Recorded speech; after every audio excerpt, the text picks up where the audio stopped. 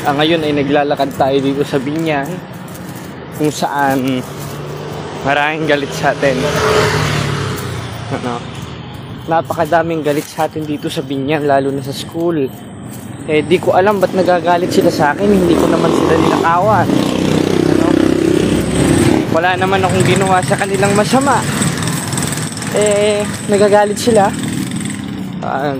Yung iba, gusto ko suntukin. Sinungalingan, pag palaging inulit-ulit ay magmukha talagang katotohanan para sa ating mga kapatid na kulang ang kaalaman. Ang pagkadaya ay maranasan sa iba't ibang paraan. Pero napakasakit pag madaya tayo sa pananampalataya. Dahil nanganib pati ang ating kaluluwa. Viva Cristo Rey! Pro Dio et Ecclesia! Magandang gabi mga kapatid.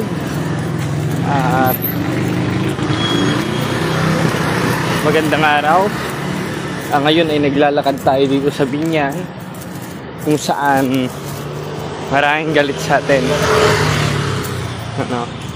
Napakadaming galit sa atin dito sa Binyan, lalo na sa school. Di ko alam ba't nagagalit sila sa akin, hindi ko naman sila ninakawan. Wala naman akong ginawa sa kanilang masama. Nagagalit sila. Yung iba, gusto ko suntukin. Pero okay lang yun. Sabi nga doon, isulat ni Pedro doon sa 3:9 ng unang Pedro, huwag ninyong gantihin ng masama sa masama at alipusta sa alipusta. Kaya kahit alipustahin ako, gawan ako ng masama ng mga ito, wala na tayong pakialam doon. Kasi ang pinakahalaga talaga yung essence ng pag-ibig na itinuturo ng Biblia. Yan, magandang Alexander Yulo, Raindale. Magandang gabi sa inyo mga kapatid. Tess, magandang gabi po. Ngayon, nandito tayo sa Binyan Bayan mga kapatid.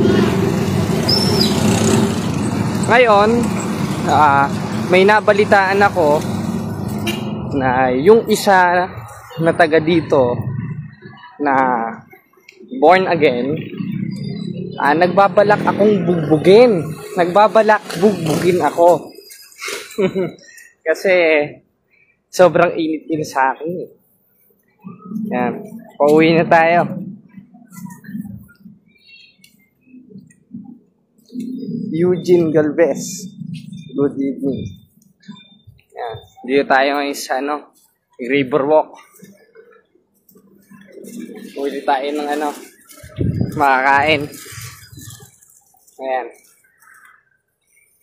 Ngayon, nakakatakot dito sa lugar na to. Ayan. Ganyan lang siya. Ako sa likod, ganun rin. Tas walang tao. Oh, tingnan nyo. Tayo lang maglalakad dito. Tano. Jared, pasok ka sa punto per punto. Erin, nandito rin si Brad Erin. Dolly, nandito rin si Dolly. Pasok ka, Brad Erin. Ayan, Christopher. Magandang gabi sa inyo mga kapatid. Ayan. Subukan na lang natin lakarin siguro dito. Ayan. God bless mga kapatid. Pagod. Bumili kasi ako kaya lumabas ako kanina ng makakain. Tinapay, ganoon. Si Nicknix nandito. Ito si Nicknix, ateista ito Sabi nga dun sa 14:1 ng awit, ang mangmang nagsabi sa kanyang puso, walang Diyos. Kamangmangan yung isipin mo na walang Diyos kaya ni Nicknix. Kaya hindi ako nakikipagkaibigan sa mga ateista, yung mga walang pagkilala sa Diyos. Dahil unang-una nakakahawa yan 15:33 ng unang Korinto. Yung masamang kasama sumisira ng magandang ugali. At isa dun sa example, mga kapatid, ng masamang kasama, yung walang pagkilala sa Diyos. O, di ba, Nicknix? Hindi ba totoo yan? Ayan, bro Russia, yung mga nagpapashoutout. Ayan, si Dream Ace, Jessa Mordes, and Nicknix, Tess, Walter York. Ayan. mga kapatid. Sige po, tsaka si Tano. Ito, nakakatakot dito, madilim, oh. Di ba? Yan, ito namang si Ondago. Nilatagan ako ng sitas na 8:44 ng 1. Ang kausap ni Kristo dyan, hindi si Brother Jared. Alamin mo yung subject of the sentence na sinasabihan dyan na kayo'y sa inyong amang dyablo. Hindi sa akin applicable yan. Dahil hindi naman ako sinungaling. Gumamit ka ng sitas yung applicable dun sa pinaggagamitan mo. Ngayon, akala ko ba ibigin mo ang kaaway mo? Tama! At isa dun sa uri ng pag-ibig na tinuturo ng Biblia, yung nasa 12:9 ng Roma, na nakapuotan ninyo ang masama. Ngayon, yung personal na tao ba kapupuotan mo? Hindi. Kung ano yung ginagawa niya. At isa dun sa masama na dapat mong kapuotan, na konteksto ng pag-ibig na tinuturo ng Biblia, aba, yung sawayin mo may kabagsikan. 1:13 ng Tito. Balik tayo, ang dilim doon. Sawayin mong may kabagsikan sila upang magpakagaling sa pananampalataya. Mga kapatid, bumalik ako kasi.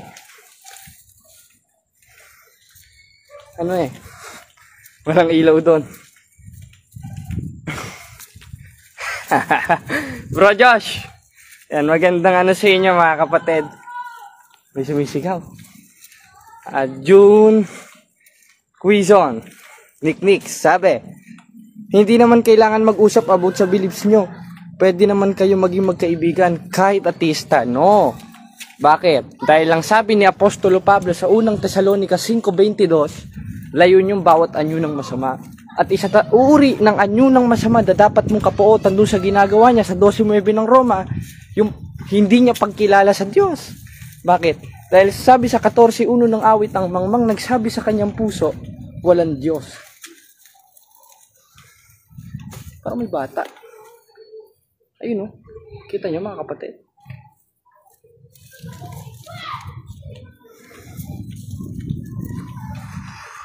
Yan, shout out kay Carnil Jan. Ayan, parang may bata.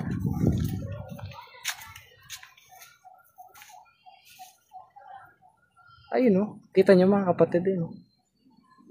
Parang nasa dulo.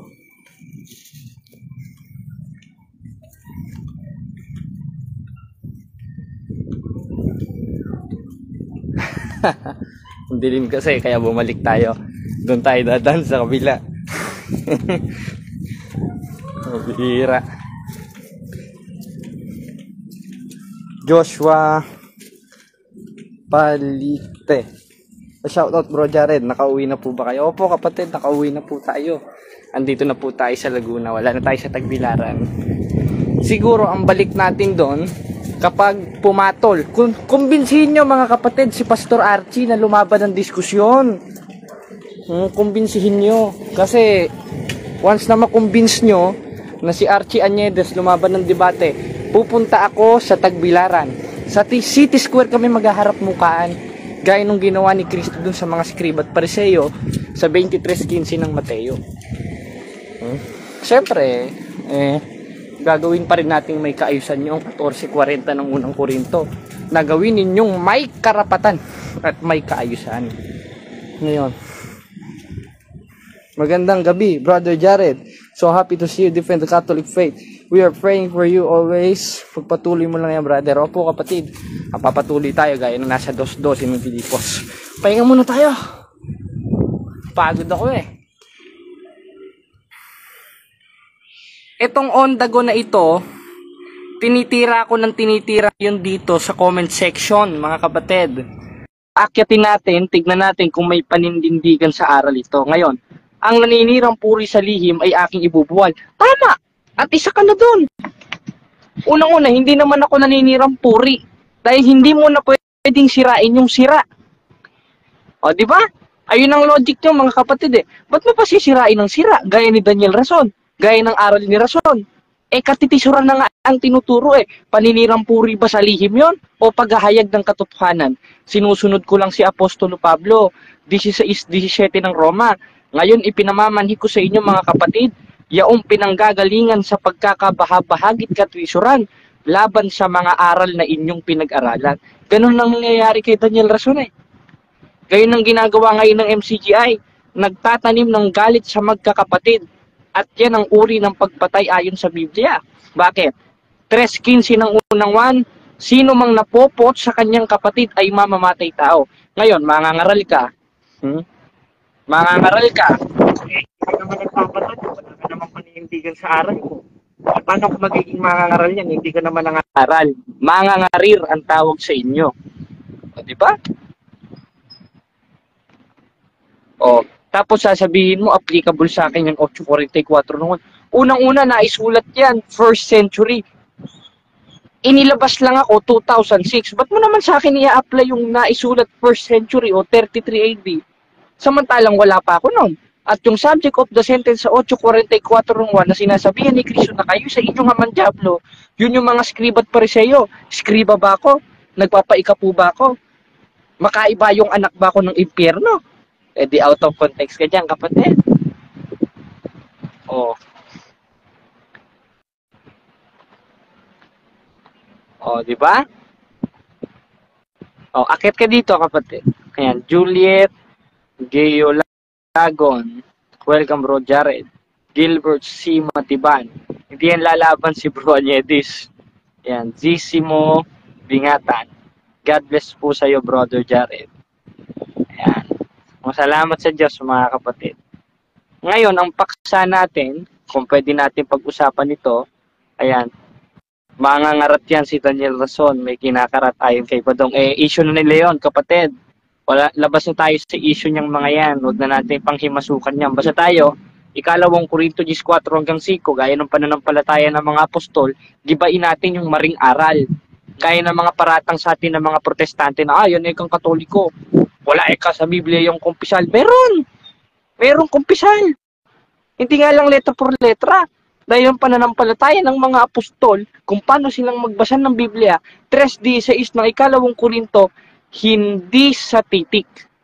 Ibig sabihin ng hindi sa titik, hindi letra por letra magbasa ng Biblia mga apostol. Bakit?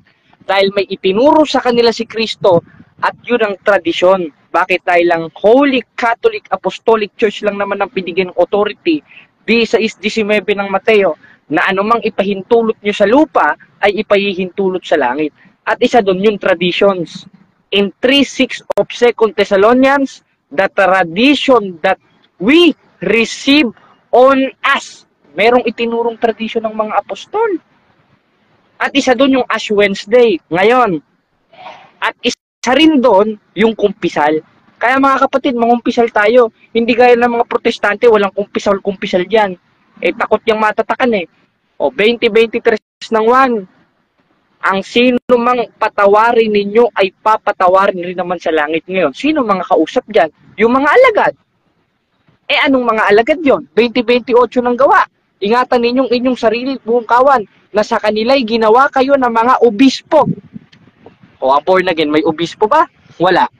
Ang INC, may obispo ba? Wala. Ang born again, may obispo ba? Ang MCGI, may obispo ba? Wala. Bakit? Dahil ang founder nila ay tao. Ang INC, si Manalo, ang dating daan, si Soriano, ang mga born again, yung mga protestante, galing rin kay Luther yan eh. Nagsimula kay Luther, sa pagpuprotesta ni Luther sa tunay na aral, hanggang nagpasa-pasa na yan, nagkopya-kopyahan na yan. SDA, naging INC, INC, naging dating daan, dating dagan, naging MCGB. Tunay na tunay yung sinasabi ni Cristo sa 24:24 ng Mateo. Na ano? Na sapagkat maraming magsisiparitong mga bulaang Kristo, bulaang propeta. At isa na si Soriano, isa na yung mga protestanteng nagtuturo na labag sa mga tradisyon ng mga apostol. Ngayon, sabi naman ni Attack Angel, "Bu, tumigil ka na, hungayo ka." Naku, kaya mo bang tindigan yan, Bro Angel? Etong si Bro Angel, mga kapatid, kasama ko dati ito. Sa akin nagsusumbong ito. Sa akin nagsusumbong ito pag may kadiskusyon siyang INC. Ngayon, ako na ang tinitira niya.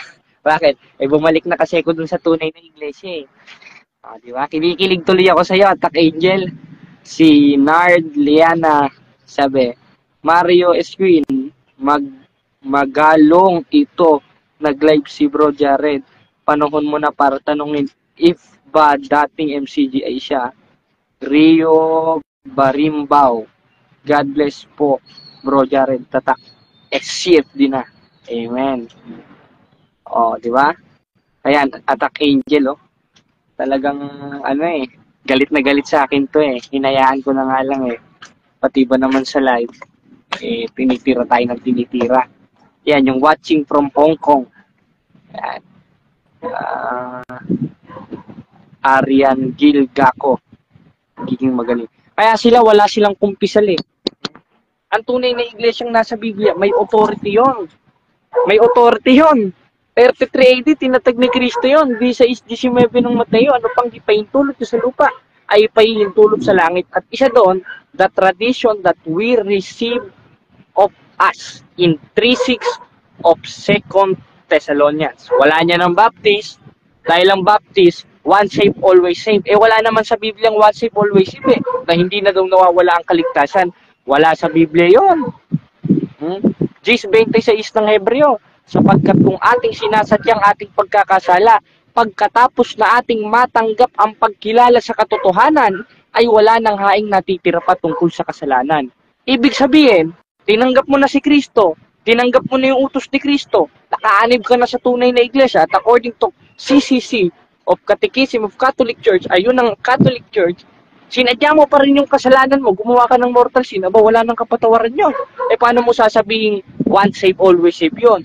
Samantalang ang sulat ni Pablo sa Gs 26 ng Hebreo, sapagkat kung ating sinasadyang ating pagkakasala, ay wala nang haing natitira pa tungkol sa kasalanan. Eh kumbaga si Kristo, itinakwil ka na. Dino Diaz. O Dino, o yung mga Baptist, R.A. Puentes, kaya nyo bang tindigan sa diskusyon yan?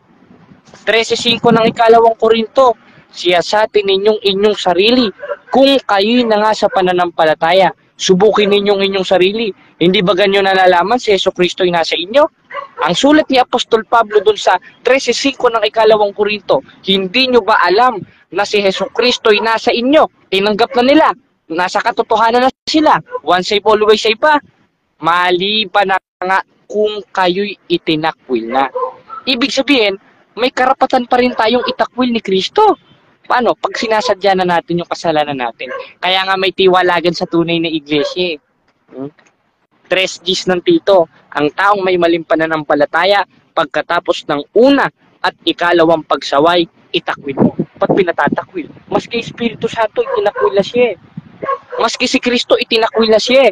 Kumbaga, winala niya na yung pinagpagalan. Ikalawang 1:18, mag-ingat kayo sa inyong sarili upang wag ninyong iwala ang mga bagay na aming pinagpagalan. At yung pinagpagalan, yun yung tinapay na hindi napapanis at yun yung kaligtasan. Ibig sabihin, kaya sinabi ni Apostol Juan na wag iwala dahil may mawawala talaga. Alin? Yung kaligtasan, yung pinagpagalan ng mga apostol. Kaya hindi totoo yung once save, always save na, ang kaligtasan parang tinanggap mo na regalo. Saan mo naman nabasa yun? Ang kaligtasan parang tinanggap mo lang na regalo.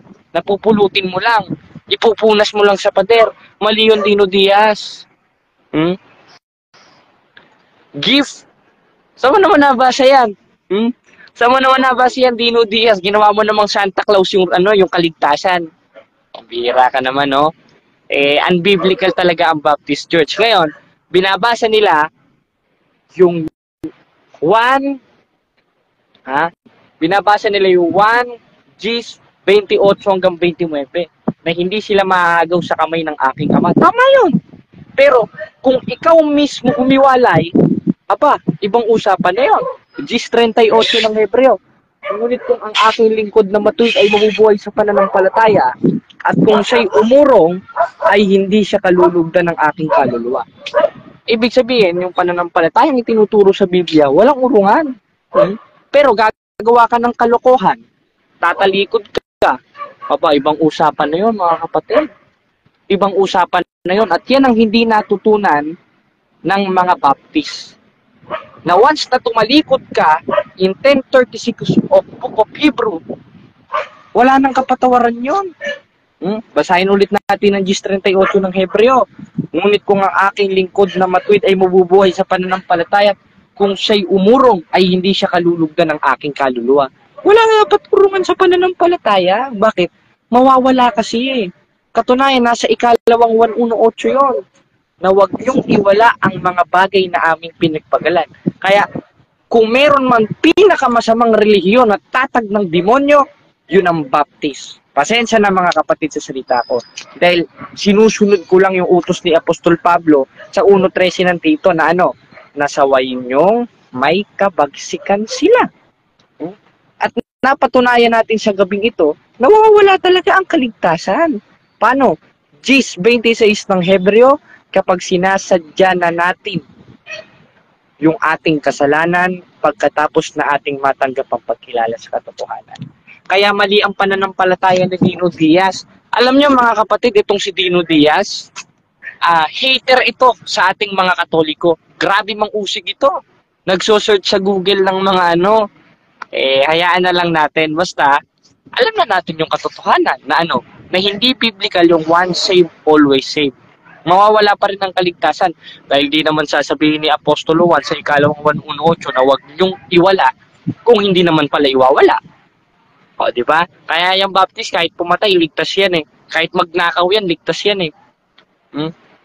Kahit anong gawin yan, ligtas pa rin yan eh. Mali. Mali dahil sa Biblia, 13:5 na ikalawang Korinto, may karapatang itakwil ka ni Kristo. Paano? Gis 26 ng Hebreo, kapag sinasadya mo na yung kasalanan mo. Kaya ang bilin ni Apostolo 1 sa ikalawang 1.18, mag-ingat kayo sa inyong sarili upang wag ninyong iwala ang mga bagay na aming pinagpagalan. At isa dyan sa utos ng mga Baptist Church at mga born again denomination na kamakailan lang lumabas, hindi na daw kailangan ng gawa para maligtas. Totoo ba yun? Di pag-aralan natin ngayon.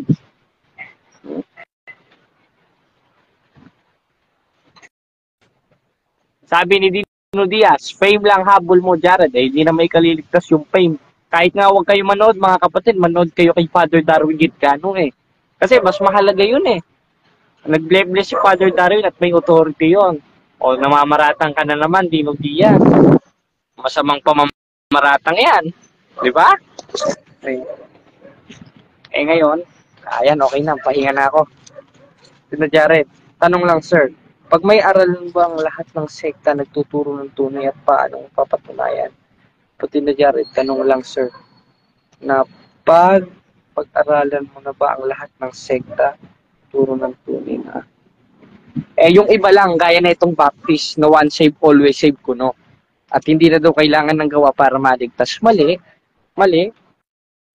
dahil pag faith alone ka lang, pananampalataya ka lang, patay ang pananampalataya mo, paano ka maliligtas nun? Gis 26 ng Hebreo, sapagkat kung ating sinasadya ang ating pagkakasala, ibig sabihin ano ba may aso? Gis na ayan. Tama mga kapatid, dito yung lugar namin. Opya. Ayan.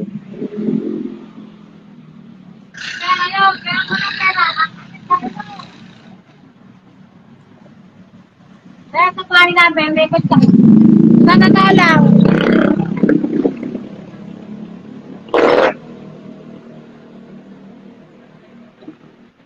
Ito namang si Nicknix, ateista ito. Ateista ito. Walang ginawa ito kundi siraan si Soriano. Diyan na siya nabubuhay. Nakapag-Ash Wednesday ka po ba, brother? Mga kapatid, nakaharap ko na yan si Dino Diaz. Panoodin nyo sa YouTube. Ang topic namin, once saved, always saved. I-search nyo sa YouTube, Discussions of Faith TV, Jared versus Pastor Dino Diaz. Ang moderator namin si Hernan Falcon. Nagdebate na kami niyan.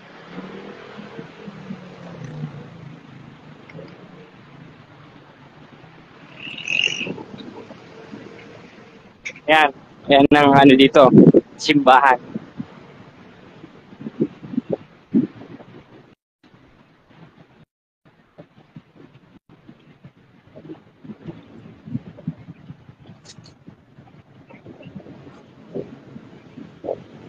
Samahan niyo ako maglakad, mga kapatid.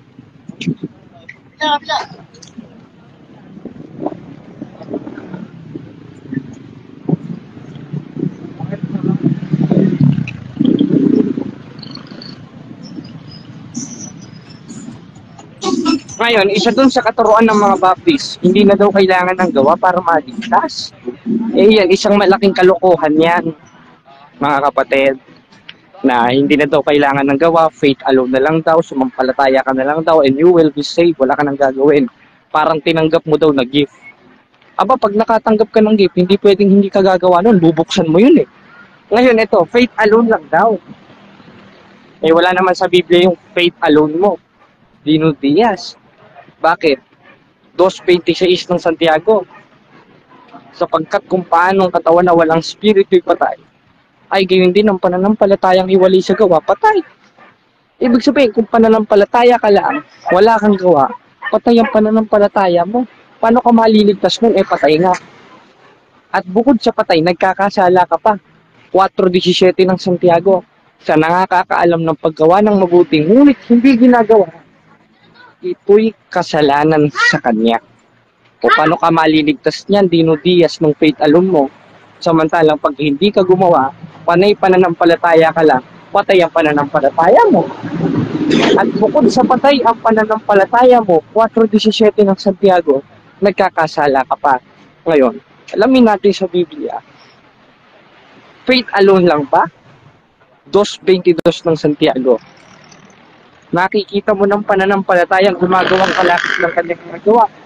At sa pamamagitan ng mga gawa, ay naging sakdal ang pananampalataya. Ibig sabihin, para maging sakdal ang pananampalataya natin, katanggap-tanggap sa Diyos, dapat gagawa tayo, hindi yung faith alone. Kaya sabi sa 13:30 of 1 Corinthians, nananatili ang tatlong ito. Tatlo eh. Hindi naman isa eh. Pagkahabag, pananampalataya, pag-ibig. At higit sa mga ito ay ang pag-ibig. Eh kung faith alone lang sana at ang higit sa mga ito ay pananampalataya. Mali. Bakit? 2:10 ng Efeso. Dahil tayo kanyang gawa na nilalang kay Kristo Jesus para sa mabubuting gawa. Kaya kailangan talaga ng mabuting gawa eh. Kailangan talaga ng gawa para maligtas eh. Dahil sabi sa 2:22, James, yun ay ikasasakdal ng pananampalataya. O ngayon, kaya nyo pang tintigan ito mga faith alone? Ngayon, ano ba yung gawang tinutukoy sa Biblia? Yun yung pagsunod sa utos ng Diyos eh. Ano halimbawa? O, ano halimbawa? 10:25 ng Hebreo, na huwag ninyong pabayaan ang pagkakatipon gaya ng ugali ng iba. Ibig sabihin, kung kailan may mas, kailan may pagkakatipon, kailan may misa, huwag natin pababayaan. Gaya ng iba, na nagmimisa lang, umaattend lang sa ating mga gawain pang simbahan pag may birthday lang. Saka ba naman nakakita nun kontra kayo sa mga apostol? Andun na nga mismo eh. Ngayon, masusunod pa natin yan ang faith alone. Ba, kahit 100 taon ka mag-faith alone, di mo masusunod yan. Dahil lahat ng utos ni Kristo para masunod, 3:18 ng unang 1, eh kung iibig ng salita, hindi laman, kundi ng gawat katotohanan. Bakit? 2:10 ng Efeso, dahil tayo kanyang gawa na nilalang kay Kristo Jesus para sa mabubuting gawa. Kailangan talaga ng mabuting gawa. Dahil pag wala ka mabuting gawa, 2:26 ng Santiago, pataya pa naman palataya mo. Ngayon, ang ginagamit nila Pastor Dino Diaz at ng Baptist Church, yung 2:8 verse 9 of Ephesians, mali. Dahil yung works na sinasabi doon, not by any works of righteousness because you should boast. Tama. Works, hindi good works. Yan yung gawang pang sarili mo lang. Kung mapanti ka sa Jesus, makikita mo na sigot. Na ano? Na tayo kanyang gawa na nilalang kay Kristo Jesus para sa mabubuting gawa. Bakit?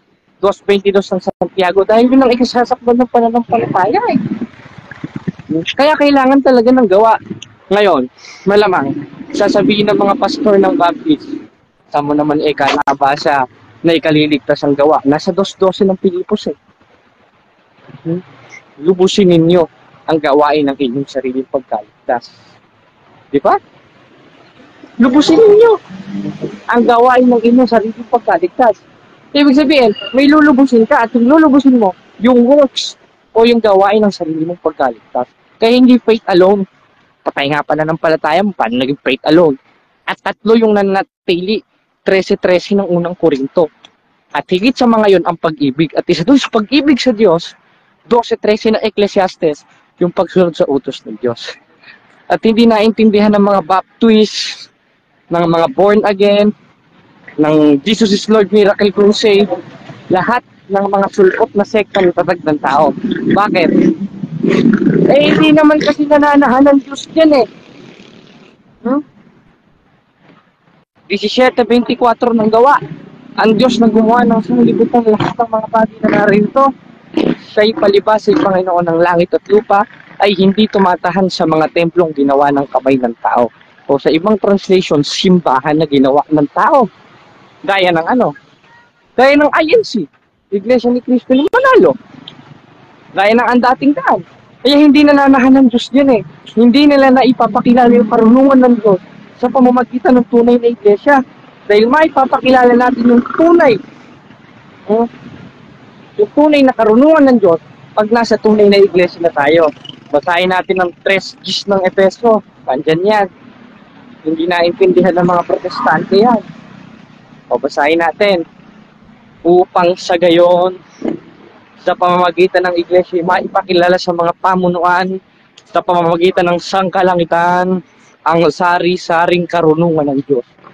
Ibig sabihin, sa pamamagitan ng iglesia, maipapakilala natin ang karunungan ng Diyos. At yung iglesia na yon, nananatili yon 1st century, 2nd century, at ayon sa Greuler Encyclopedia, Volume 8, page 286, yun ang Catholic Church that was existed 2,000 years ago. At according to Catechism of Catholic Church, the Church of God na pinananahanan ni Kristo at sa pamamagitan ng ligtas tayo, at nandun rin ay nasa panukalang walang hanggan, 3:11 ng Efeso, na itinatag ni Kristo 16:18 hanggang 19 ng Mateo, yun ang Catholic Church. Hindi Baptist. Di ba? Kaya malapit, malayo-layo pa tayo.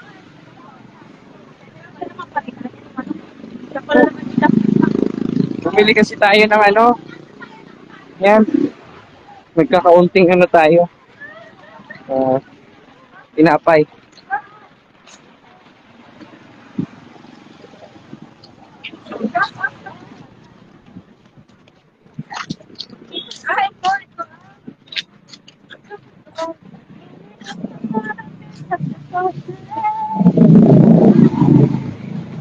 Minisa de Guardia. Buti pa ang batang ito. Ingat bro, nakauwi na kayo sa Laguna. Opo bro, nasa Laguna po kami. At pauwi na.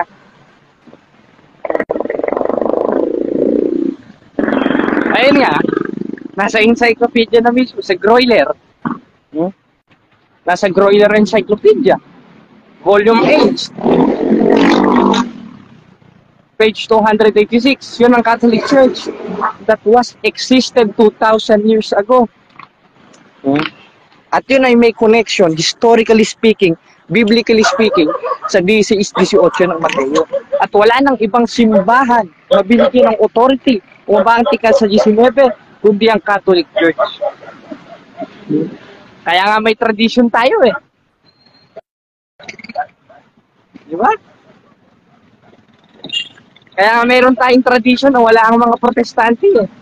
Ngayon, gagamitin nila yung 4:6 ng unang Korinto na ang mga bagay ng ito, mga kapatid, inanyo ko sa halimbawa sa akin sa kay Paul style sa inyo. Upang sa amin, mga tuto ko yun na maghihigit sa mga bagay na susulat.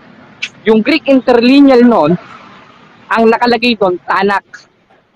Ibig sabihin, yung subject of the sentence ni Apostolo Pablo doon na wag hihigit, tumutuko yun sa Old Testament. Dahil wala pa namang Biblia nun eh. Wala pang Biblia nun. Na-compile lang ang Biblia. Wait lang ha. Sabi lang ko. Okay. Ayan, saan na nga ba tayo? Yun, ang tinutukol sa 4:6 ng Korinto, yung Tanak, Old Testament. Ibig sabihin, huwag kayong iigit sa mga bagay na susulat. Yung Old Testament. Out of context yung ano eh. Iyan ang pangangatwiran nila eh. Iyan ang pangangatwiran nila para depensahan yung paniniwala nilang sola escriptura. Ano? Eh, ay na bahalang magtansya. Ayan.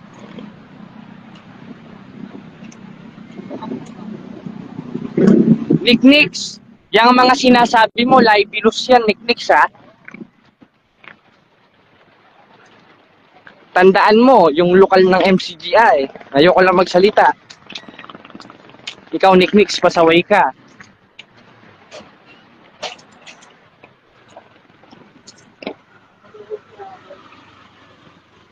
Yan si Nicknicks, mga kapatid na Romelo. Ateista yan. Ateista yan. Huwag nyo na lang pansinin yan. Huwag na lang natin basahin ng comment yan. Kasi makakahawa lang yan eh. 15:33 First Corinthians. Ito. Ano to?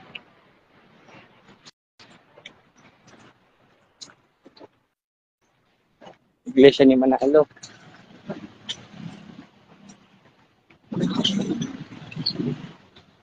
Yan. Theodore Leonardo. God bless you and your family, bro, Jared. Salamat sa Diyos, kapatid. Gawin nyo CFP dyan, bro, yung mga Tagalog na. Yun nga mission ko, mga kapatid eh. Kaya mag-aaral pa tayo.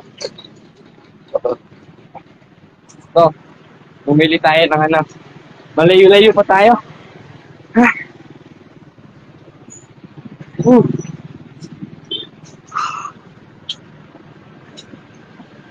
John Patrick Barcelo, Bro Jared, PM po. Sige po, kapatid. Pag nakauwi. Pauwi na kasi tayo eh.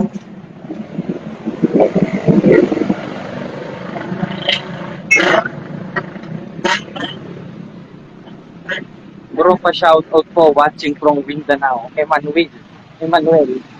Bro Emmanuel, shoutout po sa inyo, kapatid. At palain mo kayo ng Diyos. Shoutout po. Jumuel Bongalos. Pa-shoutout po sa Templar. Templar.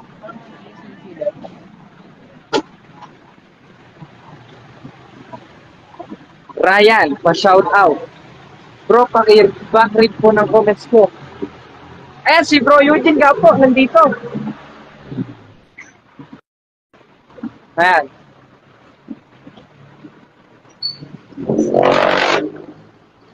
Dito na tayo sa barangay.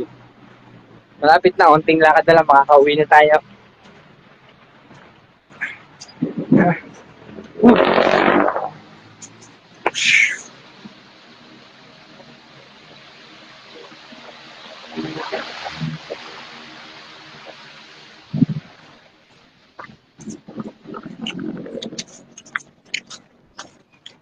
Ayan. Ujen Galvez. God bless sa mga hindi naniniwala sa simbahang Katoliko. Larry Fernandez. Time welcome, Bro Jared. May logo naman si FD mo. So, wala pa po, bro eh. Ano ba, sa damit ba? Shout out from Bohol. Raiden Digtas. Ayan. Nato, yato. Pwede magpare. Raindale J. Mentes. Layo ng nilatag mo. Nilakad. Layo talaga, bro. Wala tayong budget eh. Kaliit-liitan lang tayo. Sabi nga ni Apostol Pablo, 1:27 ng unang Korinto, sapagkat pinili ng Diyos ang mangmang at kahirapan ng sanlibutan. Backread sa comment. Alin daw, bro? Di ko makita. Backread. Ingat ang God bless sa inyo. Cordero Ulysses. Donglet Puto Vlog. Nueva Ecija lang kami. John Patrick. Pa-shoutout, bro. Wag related. Ayan, malapit na tayo. Kanto na to eh. Kanto dito sa De La Paz. Bro Jared, tatak, CFP. Yo, bro.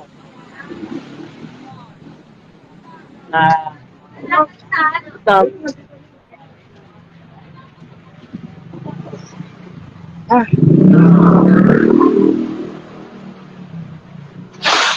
Good na. God bless. Jennifer A.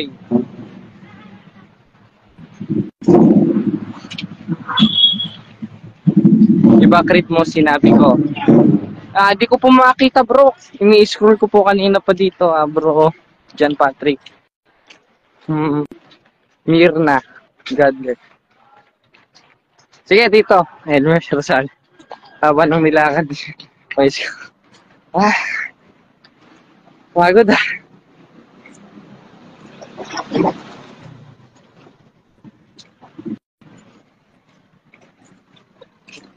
Oh, bro.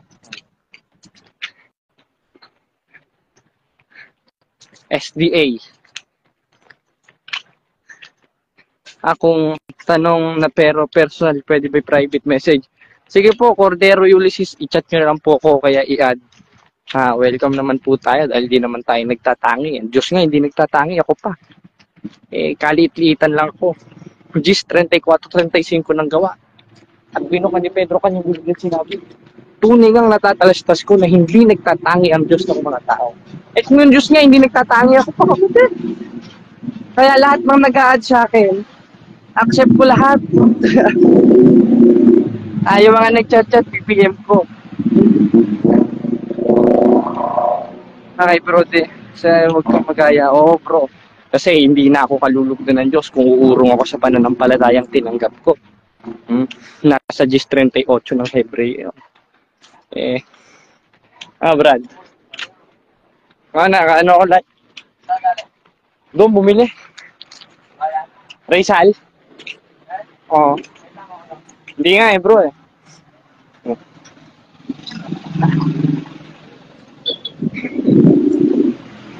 Pauwi ka na?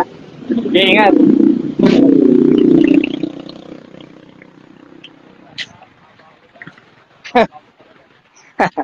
Yan. Uwi na tayo.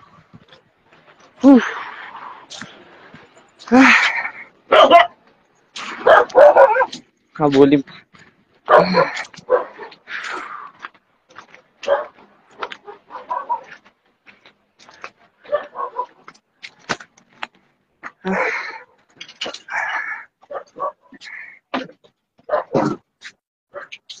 Nay.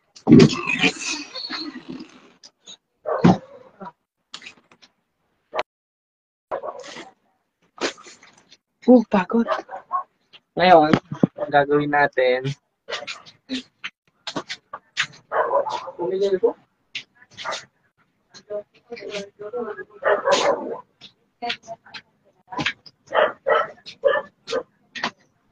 yung itong ginagawa natin minsan, ito, yung ating common snapping turtle, naiwan ko na to sa papakainin natin.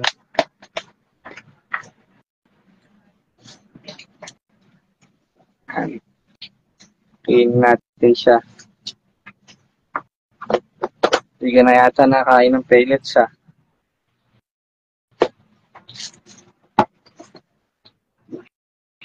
Ayan.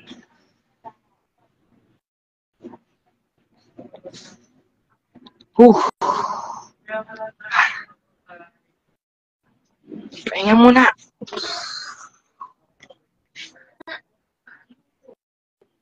Galing ka pa ba, Bohol? Opo, bro. Galing pa akong Bohol. Eugene Galvez. Unmasking lies nandito naman si Satanas. O si Dino Diaz. Alagad din Satanas yung sinungaling yan O sas yan Yung kontra sa aral ng mga apostol yan. Dahil yung mga aral ng mga apostol sa ikalawang 1:8, mag-ingat kayo sa inyong sarili upang wag ninyong iwala. Kaya mo lang naman sinabing huwag iwala dahil may possibility mawala. At yung pananampalataya ni Dino Diaz na faith alone, palpak rin yan. Bakit? Dahil bukod sa patay ang pananampalataya mo, 2:26 Santiago, nagkakasala ka pa 4:17 ng Santiago. CFD ka na ngayon, bro. Ingat lalo. Yan si Bro Al. Sali natin si Bro Al dyan. Nawala yung sound. Wala ba yung sound?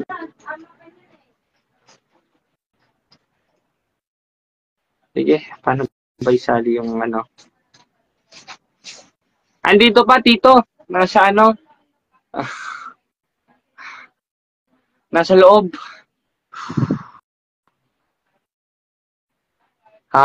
Dino Diaz, ayaw mo humarap ng harapan. Di talaga harap ng harapan yan.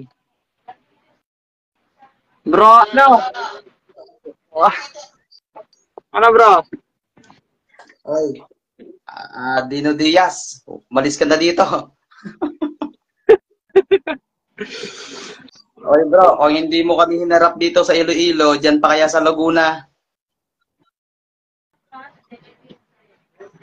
Hindi Wag ka na haharap dito yun bro. si Dino Diaz. Wag ka na dito bro. Alala mo ba yung topic dito sa Haro? No, ipaalala ko sa iyo. Ang tagal naming inantay yun, pero ikaw yung nawala, ikaw yung hindi, no. Kaya wag kang ano dito, wag kang wag kang kagaya ni Masing Life, nandito na naman sa live ni Jared. Uy, tubigil na kayo. Hindi kayo umubra sa punto por punto, dito na naman kayo.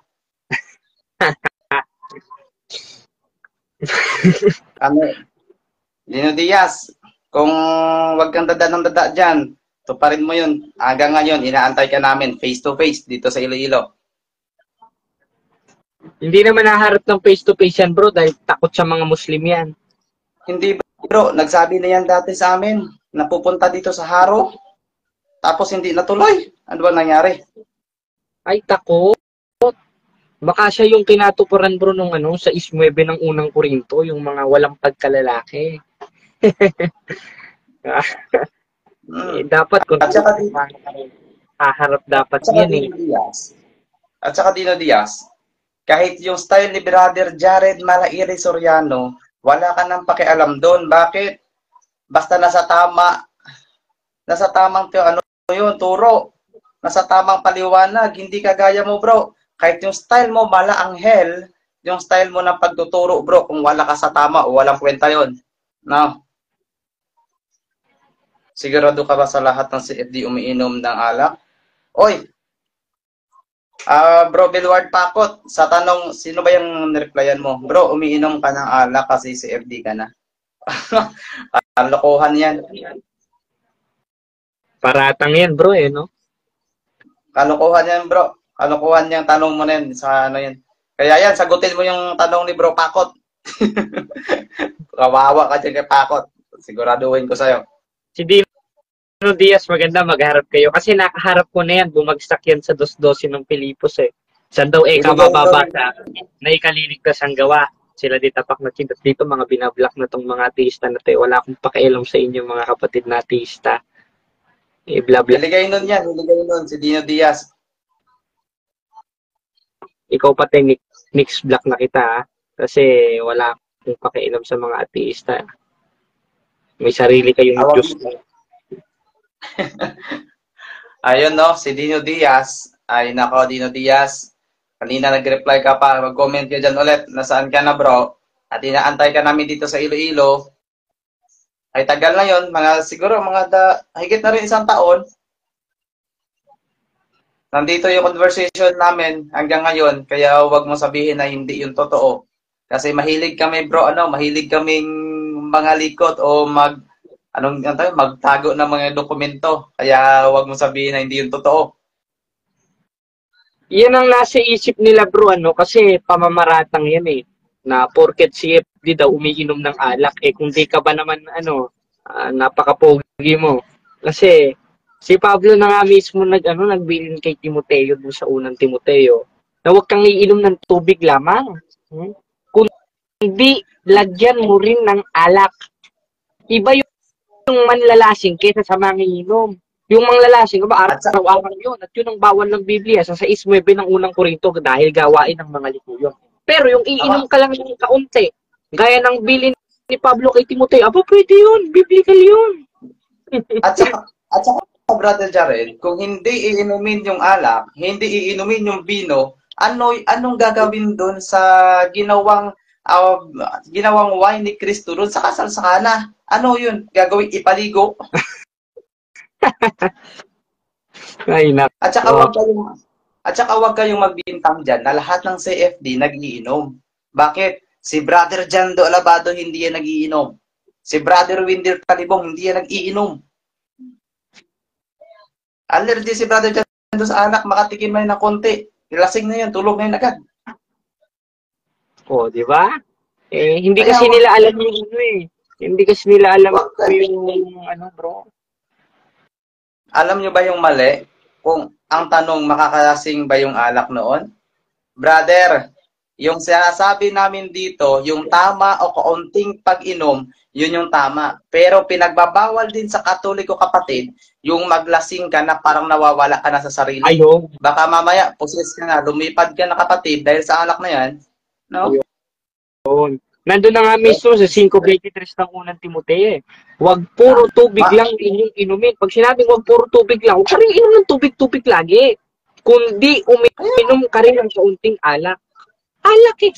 Hindi nga ako... Ano ba yan? Yakult? Yakult ba nakalagay dyan? Soft drinks? Alak ang nakalagay eh. O, di mo kasi Ito, sabi, tubig lang. sabi ni Hilbert, hindi nga ako nagiinom eh, Katoliko ako parang naging sulpot. So, ibig sabihin pala, kapag hindi nagiinom, sulpot na. Thank you. No. Shout out sa'yo, kapatid na Hilbert, Pagbawal, pagbawal ang alak, si Christ nga nagpainom. Yes! Yung pinagbabawal po yung magpakalasing. Yung nawawala ka na sa iyong sarili. Ganun yung bawal. Biblical yan, bro. Yata yun. Inom pala ng konting bino. Kaya itong mga protestante na ito, bro, walang gawang mabuti itong mga ito. Ano bang nangyayari sa atin dito? Yung mga kapatid, may pumasok pa isa. CFD, bro. Oy bro, kamusta bro? Hindi kita makita, bro. Parang mahina signal ko dito eh. Mukhang tinaklupan ka ng ng alapaap. Mahina signal ko dito. Nandito na ako sa Iloilo, bro. At saka naka-live pa yung punto per punto ngayon, no? Naka bro, ito na naman si Unmasking Laiso. Walang isang agnostiko eh. Si Unmasking Lies, bro. Alam mo yan, atheist. Oo nga bro, kasi nagkatalakayan din kami yan eh. Wala yan, hindi yan yung totoong anti-Kristo, bro. At saka, shout out kay Brother Christopher Barquela. Bro Jared, si Brother Christopher, nakasama ko yun dati sa live. Magaling yan. As in. Bro, hindi ako makita dyan, bro. Hindi kita makita, bro. Kaya ng pag-ibig ko sa kanya, hindi niya napapansin. Agay. Delikado lang to. Seryoso, hindi talaga ako makita. Siguro sa Hindi talaga, bro. signal ko yata kasi kayo hindi ko rin makita eh. Patay. Yun ang tinatawag, bro, na pinagtagpo pero hindi tinadhana. Siguro kasi yung nakita ko, yung sarili ko lang eh. Yun lang. Habang Buti, Brad, alam nyo na ang paratang ng mga protestante sa ating mga Katoliko. Yes, lahat ng paratang nila, kapatid, halos na encounter na natin yan, no? Lalong-lalo rin yung pagsamba sa mga rebulto, paratang din yun. No? Marami na paratang tayong na-encounter nila, kapatid. Yung paninira nila sa atin, bro, yung paninira nila sa atin about sa mga imahe, matagal na yun, bata pa ko. Ganyan na, hanggang ngayon, ganyan pa rin. Walang pagbabago. Pero sa live daw, bro, nakita daw tayo lahat. Bro? Sa live daw, bro, makita daw tayong lahat. Okay. Ayusin ko yun. Kasi nag-live din ako sa punto per punto. yan, bro, nung bunagin din ako, yan din ang tinitira ko eh, yung mga imahe.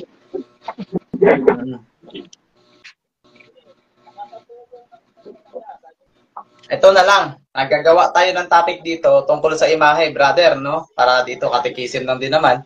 Kaya itulong na natin dito sa live ni Brother Jared.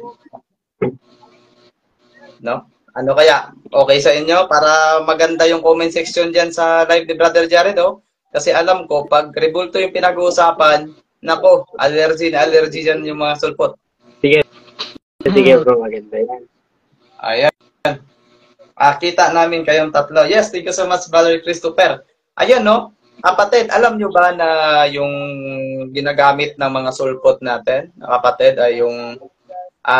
sige, tanungin na natin si Brother Jared. Brother Jared, ano ba yung mga mga bersikulo na ginagamit ninyo dati para sirain kaming mga Katoliko patungkol sa revolto, bro? Unang-una dyan, yung nasa 26 hanggang 5 ng Exodo, 5:7 hanggang 9 ng Deuteronomio, 17:29 ng Gawa, 42:8 ng Isayas, tsaka 22:8 hanggang 9 ng Apokalipsis.